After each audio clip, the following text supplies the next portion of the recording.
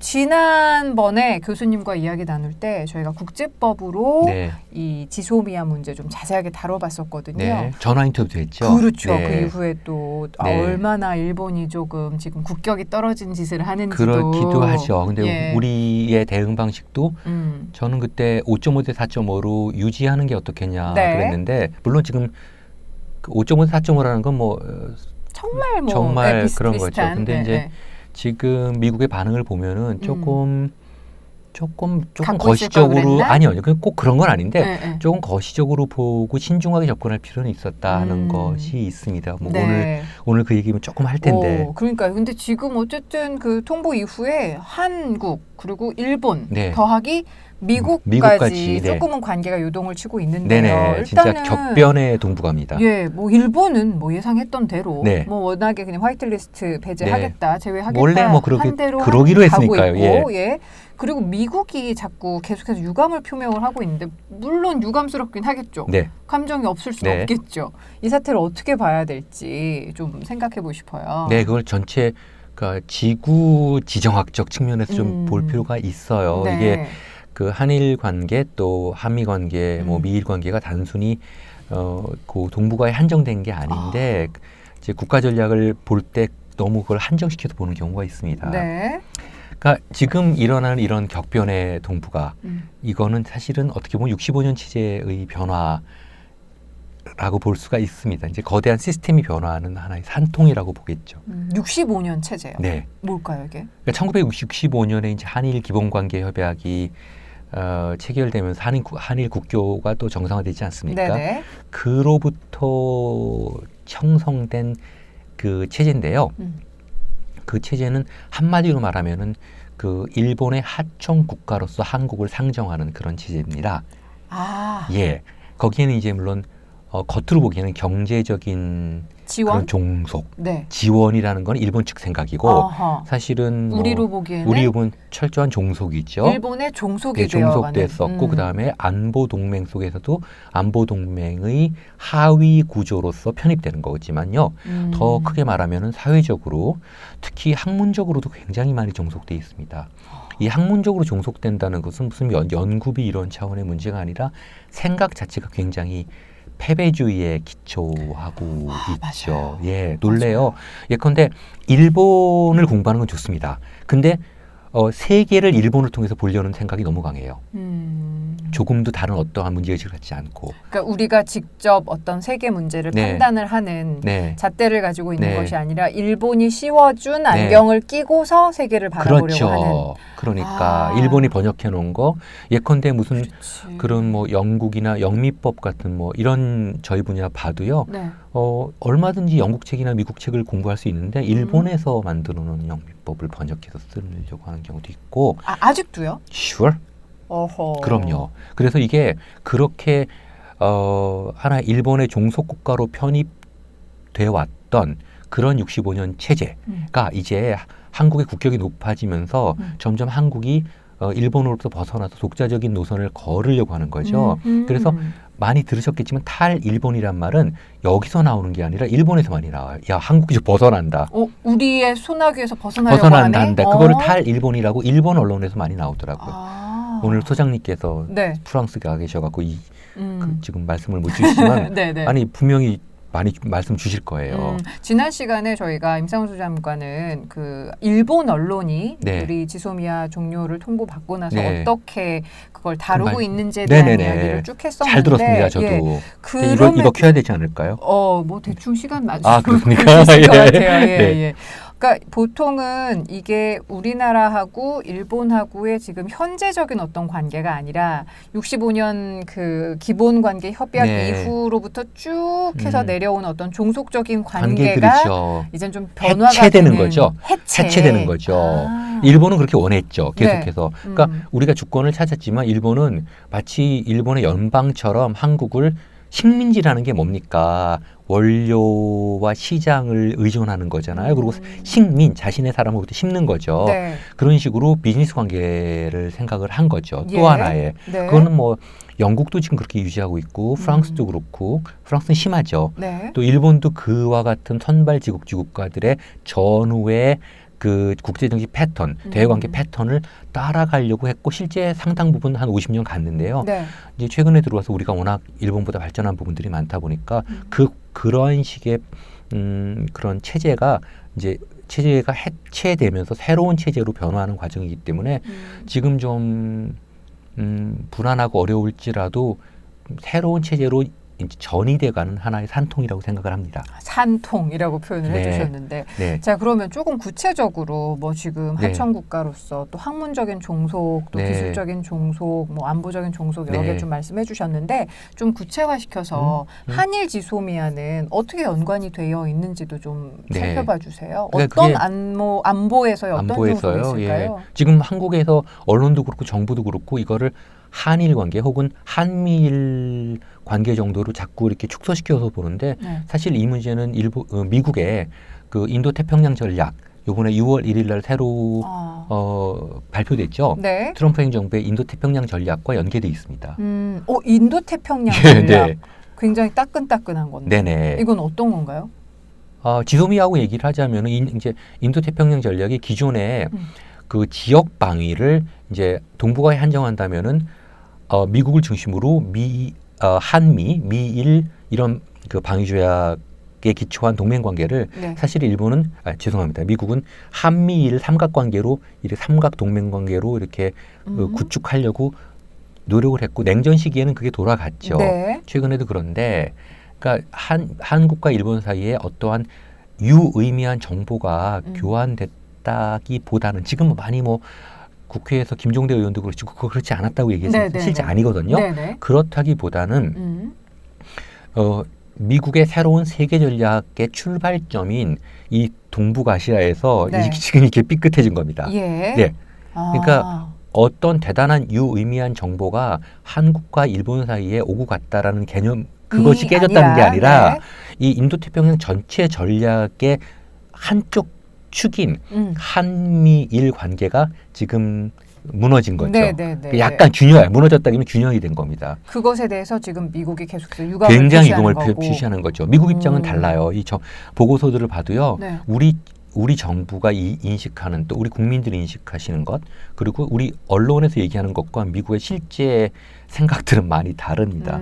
매번 근데 그거를 좀 이해를 못 하시고 네. 정부도 근시안적으로 야 이거 한일 지소미아 이제 제가 지난번에 그 5.5대 4.5로 유지하겠다라고 얘기하는 거는 내년 선거의 양상을 봐가면서 우리가 조정할 수 있었는데 그런 의미예요. 왜냐하면 이것이 한일 지소미아가 한일 간에 무슨 이렇게 일본이 화가 난다고 우리가 무섭다는 게 아니라 네. 전체 세계 전략 과정에서 우리가 어떤 위치를 차지해야 될 것인가는 내년 선거를 보면서 결정할 수 있었는데 정보는 안 주면 되잖아요. 네네. 그리고 대충 주면 되는 거고 네네. 일본도 안 줘요.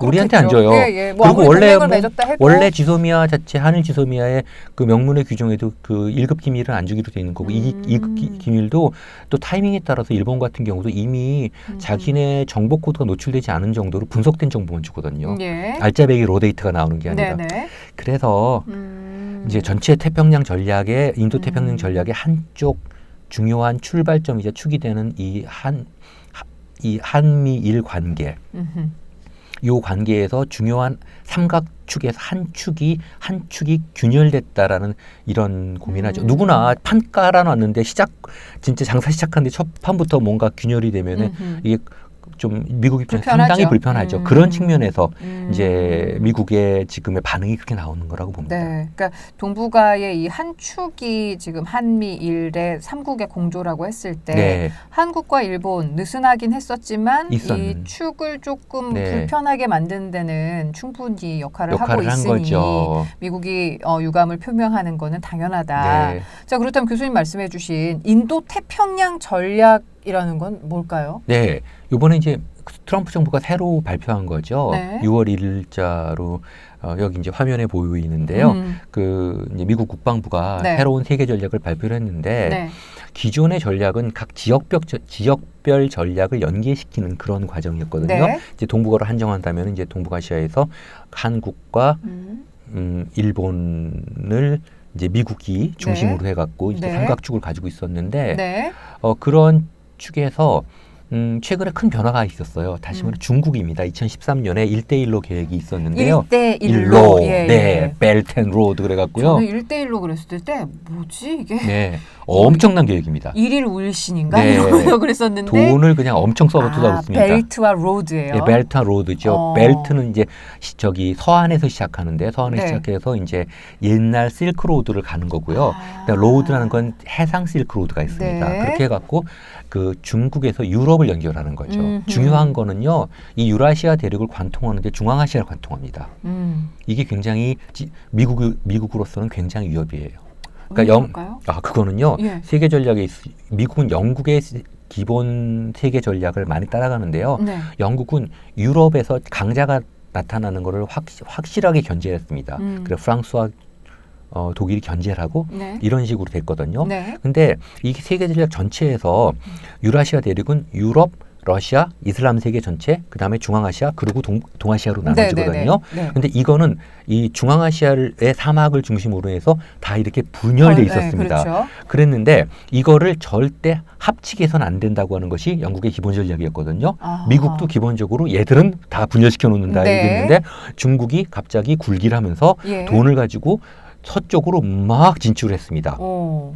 말이 2014년이 엊그제거든요. 네. 제가 그때 기억이 나요. 중국 가면은 뭐 1대1로 계획이라고 해서 무슨 뚱딴지 같은 소리 그랬는데 요즘은 1대1로 계획이 전 세계 국가들의 전략 전체를 수정할 정도로 강력하게 이제 중앙아시아를 통과해 갖고 이란을 거쳐 갖고 그다음에 유럽으로 완전히 이렇게 진출하는 거죠. 그러니까 마치 징기스칸 같네요. 징기스칸 개념들이죠. 근데 과거에 실크로드를 연결시키는 거예요. 네. 그랬는데 이걸 연결시키니까 미국 입장에서는 우리가 얘네들을 컨테이닝, 그러니까 봉쇄하기 위해서는 네. 각 지역별 봉쇄 갖고는 안 되고 동북아시아 한미일 연합에서 이제 호주, 뉴질랜드, 인도를 거쳐 갖고 유럽을 연결하는 외곽 방어선을 만들어 버린 거죠. 아하. 그게 인도 태평양 전략이고요. 네. 인도를 일본 정도의 우방으로 설정을 하고 중국을 견제한다는 네. 그런 개념입니다. 그리고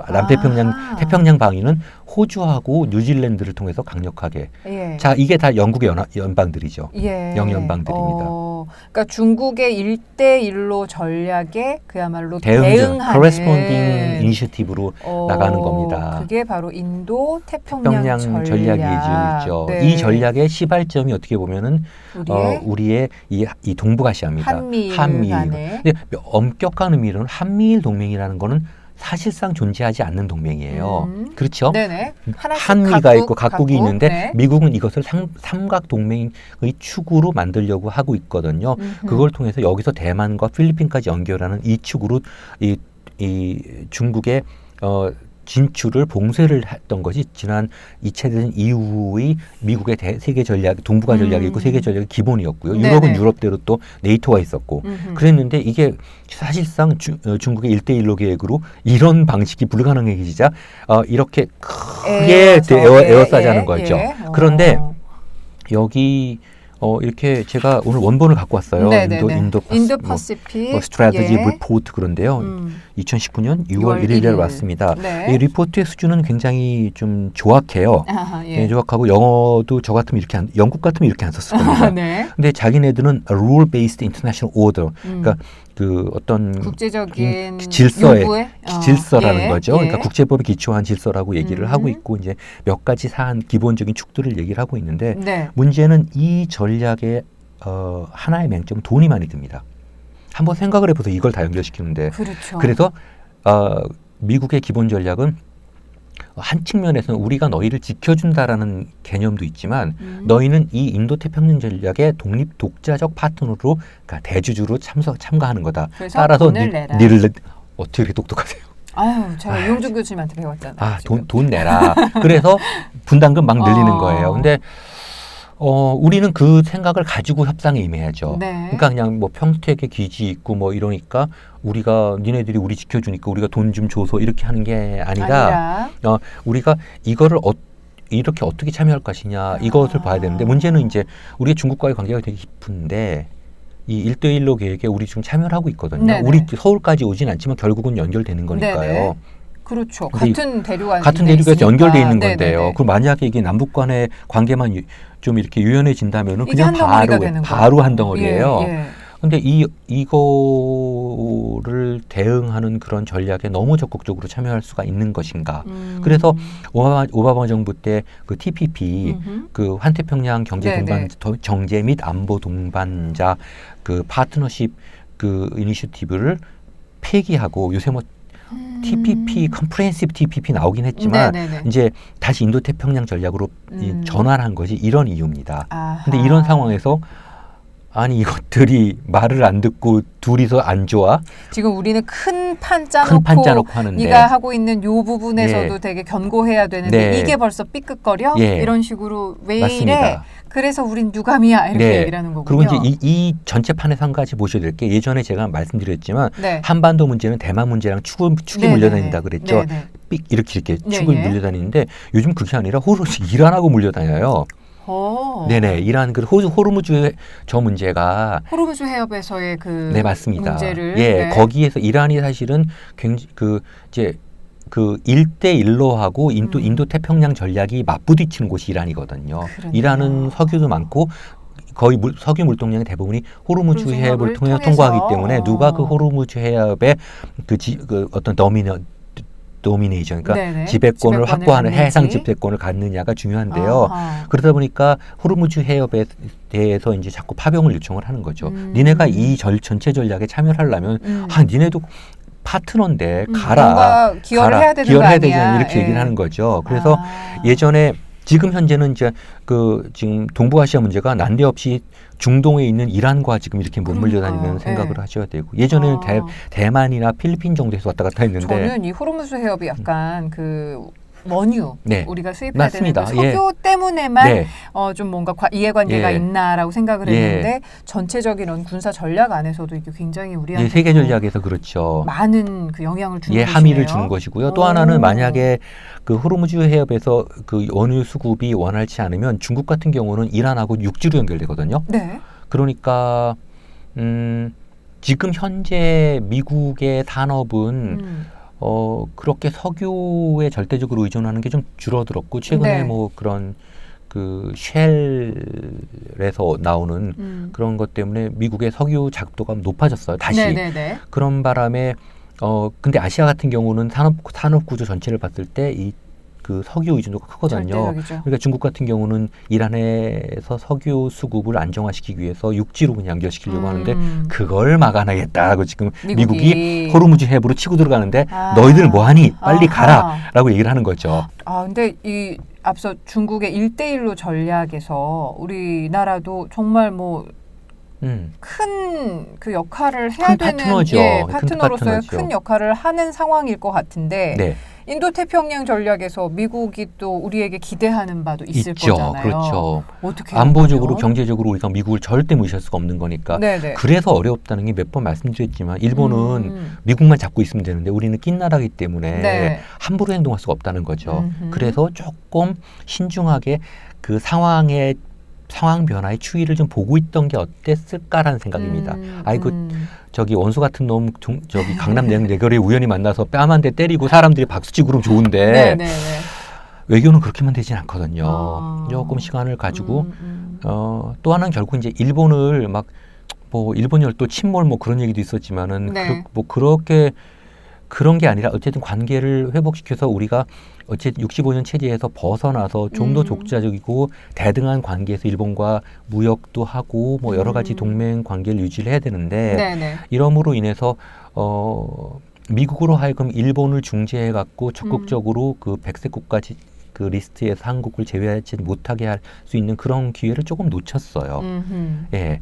제가 되게 신중하게 말씀드립니다. 뭐 잘못 이해를 하면 일본이 지금 전혀 아니라 그게 아니라 외교는 그렇게 감정만으로 되지는 않는 거기 때문에 그런 측면들이 좀 있었죠. 네. 이 전체적으로 그 미국의 지금 새로 나온 세계 전략하에서 미국이 지금 그 얘기를 하고 있는 겁니다. 그러니까 인도 태평양 전략 앞서 그 6월 네. 1일자 이거 직접 그 다큐멘터리 갖고 오셨는데 네. 어떤 조항들로 좀 구분이 돼 있어요? 조항이라고는 하진 않고요. 네. 각 파트너 국가들이 어떠한 포지션을 갖고 있냐를 얘기했고요. 기본적인 네. 원칙들은 아까 말씀드렸지만 rule based international order라고 해서 미국이 항상 하는 소리예요. 항상 뭐 그 국제법에 기초한 세계 질서, 우리는 법에 기초한 세계 질서를 얘기하고 있고요. 네. 각 나라가 어떻게 행동해야 되냐 그러는데 여기 서문에도 보면은 그 여기 굉장히 그 중국은 네. 중국 공산당의 지도하에 네. seeks to reorder the region. 그러니까 이 지역 질서를 재편하려고 노력하고 있다. 그래서 그 leverage, 그러니까 이 뭘 바탕으로 하냐면 군사적인 현대화, 네. 그 다음에 좀 더 영향력 있는 그런 전략, 네. 그리고 그 다음에 predatory economics라는 게 네. 뭐냐면은 막 이렇게 그 약육강식의 포식자 네네. 이런 개념들로 그래서 다른 나라들을 코어스 막 이렇게 밀어붙인다고 하는 건데 그런 방식으로 미국은 인식하고 있습니다. 이런 인식 하에 나온 맞습니다. 그래서 것들이네요. 이 전략은 여기서 미국이죠. 네네네. We will not accept the policies or action that threatens or undermine the rule-based international order. 그러니까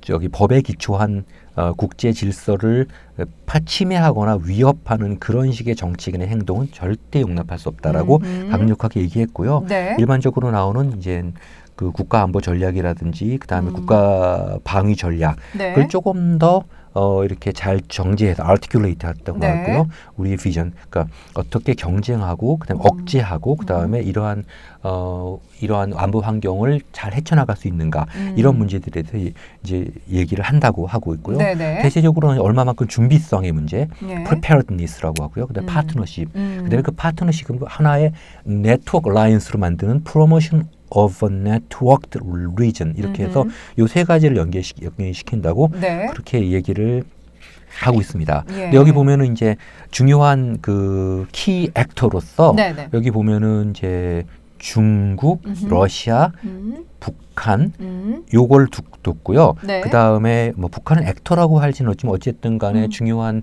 여기서의 어떤 역할이라기보다는 기능이 있죠. 근데 여기 보면 이제 중국 같은 경우는 리비저니스트 파워라고 해서 뭔가 이렇게 변화하고 있는 좀 더 이제 새로운 그 패권 국가로 변한다고 했고요. 그리고 러시아 같은 경우는 revitalize malign 액터라고 해서 아직까지도 그 위협적인 존재, 다시 힘을 얻어가는 위협적인 존재라고 했고, 북한은 로그 스테이트 역시 아직도 깡패 국가라는 표현하는 저는 이런 표현 좀 약간 국가 전략에서는 안 나왔으면 좋겠어요. 전략에 지금 이런 식으로 써요? 네, 로그 스테이트. 그래서 이런 것들은 뭐 언론이 얘기한다든지 아니면 뭐 무슨 그렇게 어떤 논평도 아니고 이런 데서 로그 스테이트라고 얘기하는 거는 조금 제가 뭐 북한을 두둔하는 게 아니라 그렇게 돼 있고요. 각 나라별로 각 나라를 어떻게 대응한다라는 개념들이 여기 좀 약간 이렇게 구술체로 이렇게 진술 방식으로 이렇게 나와 있습니다. 그래서 뭐 여기 전체적으로 이렇게 나와 있고요. 뭐 일본과의 협력 같은 것들이 나와 있고 여기 이제 한국도 비슷합니다. 28,500명 정도의 군인과 국무원들이 지금 주둔하고 있다는 거, 그리고 굉장히 강력한 그 동맹 관계를 가지고 있다 이렇게 얘기를 하고 있습니다. 얼라이언스가 한 린치핀이라는, 그러니까 아주 중요한 그 축이 되고 있다. 평화 동북아시아의 평화 번영에 있어 중요한 린치핀, 그러니까 하나의 그 중요한 축이 되고 있다. 이렇게 얘기를 하고 있는데 여기 보면 또 뭐 이런 거 보면 동해를 Sea of Japan이라고 얘기를 하고 있고, 그거 간단한 문제는 아닙니다. 왜냐하면 이렇게 바다의 이름에 관련된 문제가 아니에요. 그냥 보세요. 지금 여기 앞에 보시면요. 이제 이게 지도가 보이시겠지만 한반도가 있고 일본이 있잖아요. 근데 1945년까지는 어떻게 됐죠? 일본이 있고 일본이 있는 거예요. 그러니까 일본의 바다. 일본의 바다라는 소리예요. 그러니까 1945년, 그러니까 1910년부터 1945년까지의 일제 강점기, 특히 만주, 그거는 한반도뿐만 아니라 대만과 그 다음에 만주까지 합치는 그런 일본, 당시로서 그들의 대동아 공영권에 입각한 일본 제국, 제국 일본의 바다란 뜻이거든요. 그런 의미에서 우리나라가 얘기한 동해는 한국의 동쪽이라는 뜻이 아니에요. 유라시아 대륙의 동해라는 뜻입니다. 그러니까 근데도 아직도 뭐 Sea of Japan이란 말을 이렇게 쓰고 있더라고요. 뭐 네. 남의 나라 국방 전략에 나와 있는 뭐 어떤 지리적 용어를 우리가 뭐라 그럴 수는 없겠지만 이런 문제들은 지금 미국의 인식을 좀 반영하는 게 아닌가 그런 생각이 듭니다. 근데 전 교수님 이거 좀 보다가 보니까 네. 어떤 구체적인 군사 이 네. 세계 지정학적으로 활용하겠다는 전략이잖아요. 네. 이 전략 안에다가 이렇게 약간 서문처럼 우리가 지금 현 상황을 어떻게 파악을 하고 있고 어찌 보면 중국 입장에서는 이런 전략이 나오는 걸 이렇게 들여다보고 있으면 네. 굉장히 그야말로 유감일 것 같은데 그렇죠. 감정이 상할 것 같은데 예. 이렇게 전략에 그런 걸 그 어떤 사전 모두 발언처럼 해서 예. 다 이야기를 하네요. 글쎄 말입니다. 그럼 이렇게 속마음 잘 얘기 안 그러니까, 하고 그냥 하는데 바로 이렇게 액션 뭐 이런 식으로 할 것 같은데. 트럼프 스타일 아닐까요? 그냥 생각하는 대로 나오는 거. 그래요? 그냥 나오는 거 아닐까요? 오히려 손해 아닌가? 글쎄 이렇게까지는 안 했을 텐데 미국이 굉장히 그러니까 이제 그 미국의 그 독립 이후에 네. 그 어떤 세계 전략이 항상 이렇게 뻗어 나가는 그런 거였고 사실은 특히 2차 대전 이후에는 거칠 것이 없었죠. 미국이 네, 뭐 네, 네. 그리고 최근에는 뭐 유일한 초강대국으로서 그러다 보니까 조금 세계 전략에서 신중함이 좀 떨어지고 있는 게 아닌가 싶습니다. 예전에 제가 알고 있는 미국은 이런 미국은 아니었거든요. 네. 수를 둘 때도 저 수가 무엇을 의미하는지 잘 모르겠는데 네. 여기는 그냥 그대로 나와 있어요. 그러니까 너무 지금 그냥 저는 뭐, 보면서 예, 원래 뭐 이런 깡패 국가 그다음에 뭐 더 이상 뭐 이런 식의 중국의 뭐 이런 걸 용납할 수 없다. 그런데 여기는 1대1로 계획 같은 게 자세히는 안 나오는데요. 네, 네. 어쨌든 미국이 지금 가장 걱정하는 것은 중국이 유럽하고 연결하고 유라시아 대륙 전체를 지배하는 거. 근데 중국은 그럴 수밖에 없는 게 굉장히 커갖고 이쪽 그 특히 서역 쪽 이슬람 세계 쪽과 연결이 많이 되죠. 그렇죠? 네. 역사적으로 전통적으로 이슬람 세계와 연결을 어떻게 할 것인가가 중국 역대 왕조의 굉장히 큰 숙제였습니다. 네. 네. 네, 지금 교수님께 설명을 이렇게 듣다 보니까 비유가 적당한 비유일지 모르겠지만 우리가 지구에서 살면서 네. 이렇게 달을 쳐다보고 있으면 그냥 달이 이렇게 지구 주위를 도는구나 정도만 알잖아요. 네. 근데 또 한 걸음 태양계로 나가면 지구 주위를 도는 달을 데리고 지구 또한 태양을 돌잖아요. 네. 이런 것처럼 네. 우리를 둘러싸고 있는 이런 국제적인 지정학적인 여러 가지 것들이 우리의 지금 뭐 남북 문제, 한일 문제 이렇게 단편적으로 생각을 할 게 아니라 그러니까 우리 주위를 도는 달 그리고 우리가 또 돌고 있는 태양 뭐 이런 식으로 해서 좀 다각도로 살펴봐야겠다는 생각이 문득 드네요. 제가 국가 전략이 없다는 거는 뭐 이리저리 국제연구소나 아니면 정부에서 이런저런 전략들이 나오는 건 있는데 조금 더 넓은 시각에서 이 전체 세계 전략에서 왜 중소기업들도 그 대기업들의 투자 방향을 봐야지 그쪽으로 가는 거잖아요. 그런 것처럼 우리가 좋건 싫건 어쨌든 초강대국들의 세계 전략을 잘 살피지 않고 만약에 그게 물결을 거슬리면 국민만 피해를 보는 거예요. 우리가 거기서 그 굴종한다는 것이 아니라 잘 타고 넘어가야 되거든요. 지금도 중국의 그 거침없는 1대1로 전략과 미국의 그것을 포위하겠다고 하는 인도태평양 전략 사이에서 그 다이나믹스 속에 우리가 끼어 있거든요. 그러니까 이 국제 관계의 그 생태가 돌아가는 메커니즘, 생태적 메커니즘 자체를 좀 이해를 하고 그 관점에서 우리가 어떻게 타고 움직여야 되는지 그 세계 전략을 봐야 되는 그러니까 거거든요. 우리가 그동안 약간 사건 대 사건 이렇게 좀 굉장히 단편적으로 생각을 국제관계를 좀 생각을 하는 버릇이 있는 것 같은데 교수님 말씀을 듣고 나니까 좀 다층적으로 다각도로 좀 그러니까 넓게 정말 빈말이 아니라 다각도로 다층적으로 좀 큰 시야를 가지고 보면 좋겠다는 생각이 들어요. 며칠 전에도 그 우리나라 외교계의 좀 고위 관료 한 분이 국립외교원장님이시죠. 지금 일본과의 이 갈등 문제, 특히 그 징용 관련 대법원 판결도 그렇고 이런 것들을 국제사법재판소로 제소하는 것을 생각해봐야 된다고 또 국회에서 말씀을 하셨다가 정부의 기본 입장과 달라서 좀 반하니까 그래서 좀 논란이 된 적이 있는데 저는 그걸 보고 국제법학자로서 좀 굉장히 충격이었어요. 어떤 면에서요? 국제사법재판소라고 하는 곳은 그 주권 국가 사이의 갈등 문제를 사법적으로 해결하는 아주 중차대하고 위중한 곳입니다.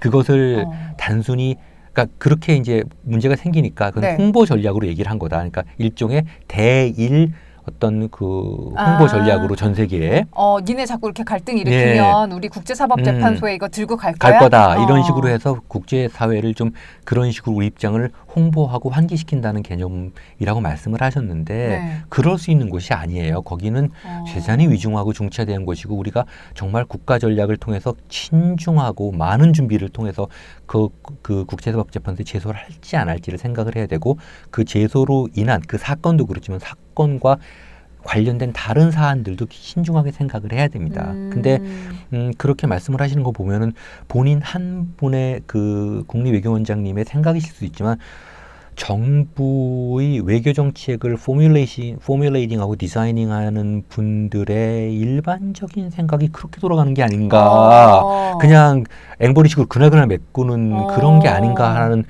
사실은 유럽이건 미국이건 정말 그렇게 생각 못 하거든요. 또 사법적 정의는 그런 식으로 또 실현이 되는 거죠. 엄중해야죠. 엄중하고 엄준해야 되는 거거든요. 그렇기 때문에 단순히 홍보 전략으로 이것을 생각할 정도로 가벼운 곳이 아니에요. 뭐 그냥 그렇게 가벼운 곳이 아니고. 근데 이게 우리만 그런 얘기를 하는 게 아니라 지금 일본이 자꾸 우리를 그야말로 이렇게 티징할 때 쓰는 말이 국제법으로 좀 따져봐야겠어 이런 식으로 얘기가 나오잖아요. 맨날 우리가 여러 번 따져봤지만 별거 없는데 지금도 없어요. 없으니까 왜냐면 새로운 얘기가 나오고 새로운 증거가 나와야 되는데 계속 약속을 안 지켰다고 하고 있거든요. 근데 그렇지 않거든요. 그건 일본이 분명히 잘못된 얘기들인데 그런 문제들에 대해서 조금 더 차라리 또 그 홍보 전략을 잘 짜서 그 국제사회에 이것은 국제법적으로 이렇다고 얘기를 해야 되는 것 같은데 어쨌든 그런 얘기를 듣고 조금 제가 정부의 현 상황에 대한 그 인식, 이해와 인식의 그 정도에 대해서 조금 의심을 했습니다. 그래서 그렇다면 이런 얘기들이 막 나와야 되거든요. 뭐 지소미아와 딱 연결되면 중국의 1대1로 이란 호르무즈, 그 다음에 인도태평양 전략 저 전체 구도 속에서 지소미아가 갈 건가 말 건가 문제인데요. 이제 자꾸 미국에서 유감을 표현하는 게 단지 한일 간의 그 군사 정보 보호 협정이 그러니까 연장되지 않는 거에 대한 문제를 넘어서 그 자신들의 세계 전략의 그 시발점에서 다소 균열이 생겼다는 거에 대한 굉장한 우려를 그 표명을 하는 거죠. 우리가 어떻게 대응할 거는 또 그 다 추후의 문제고요. 근데 교수님 진짜 생각해 보니까 우리가 어느 배에다가 좀 발을 들이고 이걸 어떻게 운전을 해나가야 될지 진짜 아슬아슬합니다.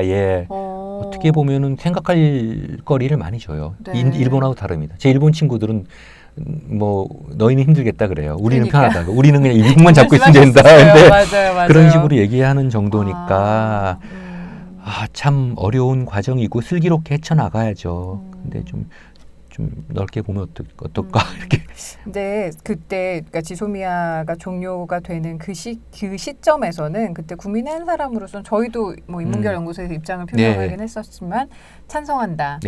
박수를 친다. 그러니까 물론 박수 칩니다. 그렇죠. 그 의견에는 동의를 하시지만 한 발자국 더 생각을 해보면 이런 인도 태평양 전략 하에서의 이해를 보면 이게 조금은 갖고 있어도 될 만한 카드였는데 아쉬움이 있다라고 말씀을 그러니까 내년 선거까지 합쳐서 내년 미국 대통령 선거까지 합쳐갖고 전체 그 어떤 변수들을 한번 조금 더 종합적으로 고려해봤던 것이 어떨까? 왜냐하면은 사실도 중요하지만 인식이 되게 중요하거든요. 국민들한테 우리가 이 안보 문제를 불안하지 않게 처리하고 있다라는 인식을 드리는 것도 굉장히 중요한 문제인데 자꾸 이렇게 되니까 도대체 뭘 어떻게 돼갖고 우리가 일본을 잘못한 건가 이런 식의 생각들.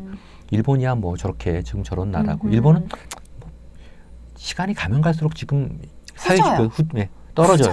그리고 품위가 없고 저는 저렇게 안 할 것 같아요. 그런데 예전에 그야말로 박정희 때 라인 있잖아요. 기시 뭐 그런 사람들 보면 전범들이고 막 그렇지만은 그냥 이렇게 일본 뭐라 그럴까 좀 이렇게 옛날에 사무라이 같은 느낌이 있었는데 이것들은 아니 양아치예요.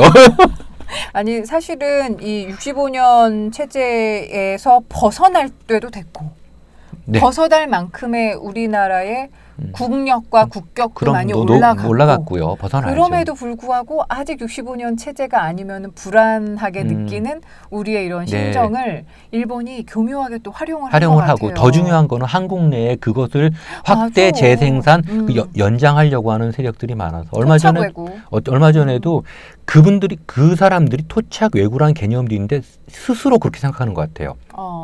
얼마 전에도 왜 일본이 5억 달러 줘서 이렇게 발전했다고 하는데 그 얘기 뭐냐면 강도가 들어와갖고 사람 죽이고 다 털어갔는데 나중에 보니까 남아있는 애가 너무 불쌍해서 5만 원쯤 던져주고 간 거예요. 그걸 보고 가무팝니다. 근데 나중에 걔가 그 5만 원을 받아서 장사를 잘해서 먹고 살게 됐어. 그때 5만 원을 안 주셨으면 저희가 아직까지. 근데 보니까 부모 다 죽이고 그 집 다 불태우고 다 들어간 거예요. 어떤 나라가 다른 나라를 식민 지배하고 강점하고 침략하는데 어떻게 그 나라를 위해서 할 수가 있겠습니까? 맞아요. 제가 일본 사람들한테 그래요. 우리가 너희를 위해서 다 해줄 테니까 지금부터 우리가 너희 식민 지배할 텐데 받아주겠냐고. 내가 철도 다시 깔아줄게. 다 해줄 테니까 학교도 넣어주고 그런 원전 더 처리해줄게. 이래 해볼래? 뭐 이렇게 그런 소리들이죠. 참 알겠습니다. 그 정도입니다. 네. 자, 오늘 65년 체제가 이렇게 변화하고 있다라는 시점에 한일 지소미아가 연관이 되어 있는 거 그리고 조금 더 판을 크게 보자고 말씀을 해주신 게 저는 굉장히 인상 깊은데 인도 태평양 전략 하에서의 우리나라 그리고 또 이 중국의 1대1로 전략 하에서의 우리나라 어떤 역할 그리고 어떤 수를 둬야 될지에 대한 고민도 조금은 깊어질 것 같아요. 방송 보시기 잘하셨죠, 여러분?